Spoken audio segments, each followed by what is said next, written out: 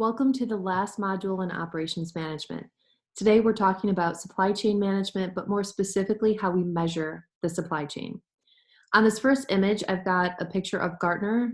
Every year they have a listing, they do rankings of the most effective and efficient supply chains.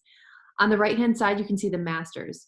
So every year, Apple, Amazon, Unilever, Procter & Gamble, and McDonald's have ranked towards the top. They've just blown away the competition. So they actually, a few years back, decided to take these companies out of the running to give other organizations an opportunity to show what they can do.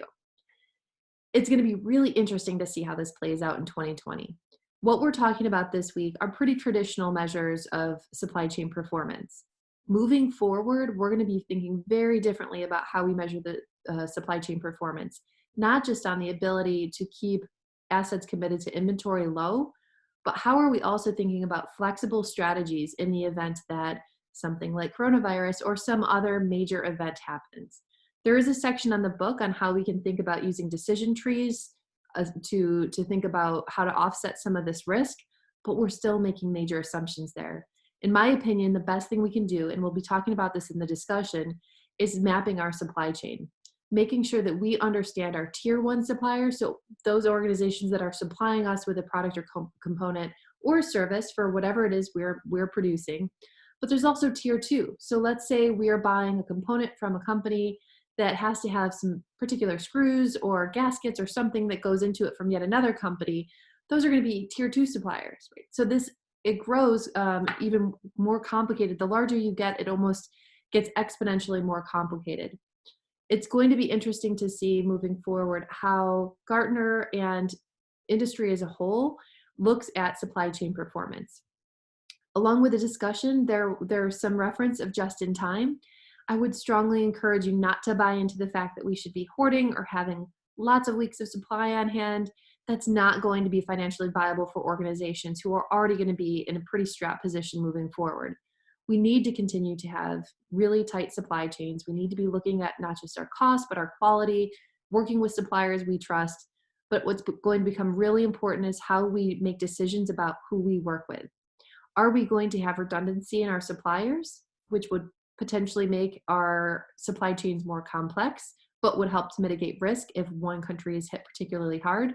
Or are we going to see more vertical integration where we're going to see organizations making decisions to bring previous suppliers into the fold, into their organization? Historically, we may have said, that's not a part of our core competency. We're going to outsource maybe payroll to Paychex. But moving forward, that may be something that we would want to bring into house because we don't want to be in a position where Paychex goes down or people don't get paid. That example might not exactly play out, but it's something that we'll consider. So this could go one of two ways, which are kind of opposite ends of the spectrum, is we could see a shift towards more redundancy in our supply chain, more flexibility, more suppliers, that many suppliers sourcing strategy, or we could see vertical integration or the trend towards few suppliers, but with contingency plans in case something happens. How do we then shift and share not only our capacity, but our knowledge and intellectual property to be able to get another organization up and running to make those components if needed? So let's move on to supply chain performance. It is not going to be the same in across the board, across industries. If we look at two really strong performers, Amazon and Apple, again, these are masters in terms of Gartner's supply chain performance rankings. They're very different in terms of the metrics we're going to be talking about this week. If we look at inventory turnover, which is how often inventory is turning throughout the course of the year, Amazon is on average turning its inventory about 10 times over the course of the year, whereas Apple is turning it about 60, right? So it would appear on the surface that Apple is doing much better. But as we get more granular with our discussion and with some context, we can see that Amazon has about 300,000 vendors, whereas Apple has only 156 suppliers. So even though that might seem like a lot, for an organization as big as Apple, that's almost a few suppliers approach. And if we look at the number of warehouse facilities, Amazon, this is a couple years old, it had 28. That's certainly grown by now. Apple has just one in California. If we look at the number of SKUs or stock keeping units, those are unique parts or components or products. Amazon has over 135 million, whereas Apple has about 26,000. So again, this is You can't compare across industries. It's apples to oranges. What's going to be interesting and important for you is if you're working at an organization or for your consulting report, try to pull the annual report and get some of these metrics. See how you're performing along some of these lines as compared to people in your industry, right? So if you're McDonald's, you want to compare yourself to Burger King. If you're Lowe's, you want to compare yourself to Home Depot. That's going to give you a good idea of what's possible in your particular industry.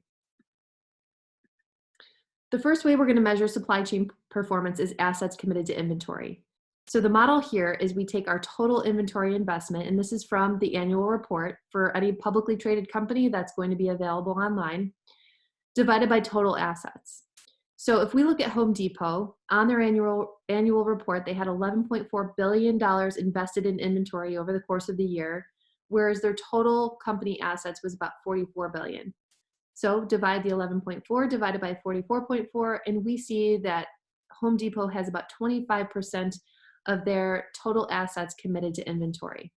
So let's take a look at what this looks like across different industries. So here we go for the different industries. We can see that the high performer in each one of these categories and then the averages over here. So if we look at manufacturers, typically we see about 15% of assets committed to inventory are 15% of total assets are committed to inventory, whereas at Toyota, again, they've really focused on their supply chain over time. They have a few suppliers approached. They've gotten that down to about 5%. If we look at, again, McDonald's or restaurants across the board, they're usually at about 3% of their assets committed to inventory, not a whole lot. McDonald's has gotten that down to about a half a percentage point, which is just absolutely crazy. Retail, again, Home Depot is a front runner here. They're at about 25%. Industry average is 28%.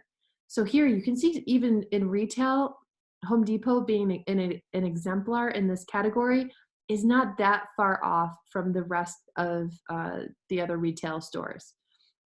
But that 2.3%, when you're talking about billions and billions of dollars, is a lot of money. And that can be the difference between a financially successful and a financially unsuccessful organization. So again, supply chain is very, very important to the overall, not just profitability, but performance and viability of the organization.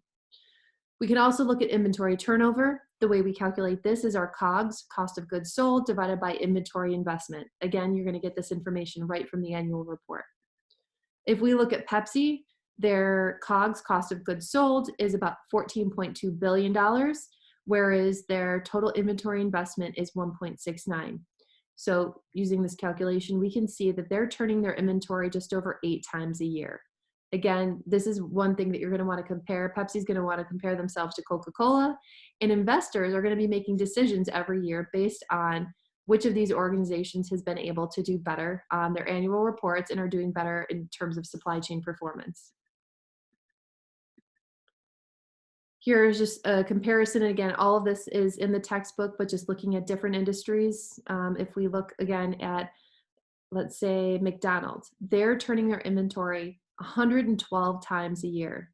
So 365 days a year divided by 112 is going to be about 3.2 days, right? So they're turning all of their inventory just over every 3 days, which is really fast. Like, they're a huge organization, hundreds of thousands of locations, and they are still able to turn their inventory that quickly.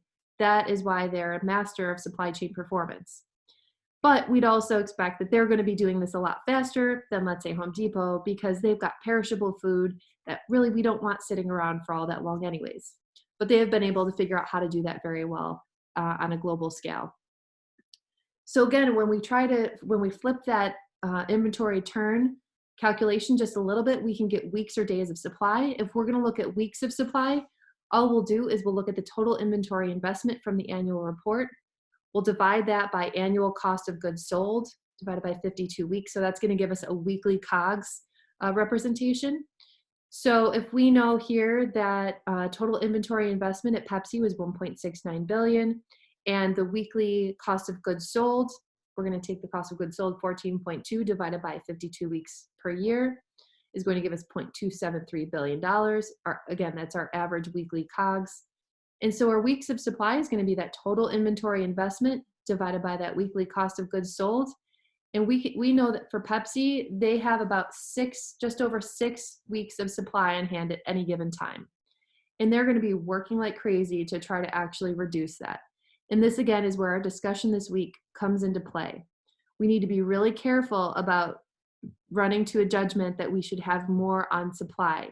There's a big difference between let's have more on hand just in case versus let's have a very clear and coordinated strategy about how we're going to be approaching our emergency stock in case of whether it's a natural disaster, a pandemic, war. There should be contingencies and plans in place for all of those different scenarios. And it should not just be one organization working together. There should be multiple organizations kind of coming in together at a joint venture to figure out what they're going to do in cases like these very unusual events. So again, I look forward to your discussions this week to talk through this some more. As always, if you have any questions, please don't hesitate to reach out.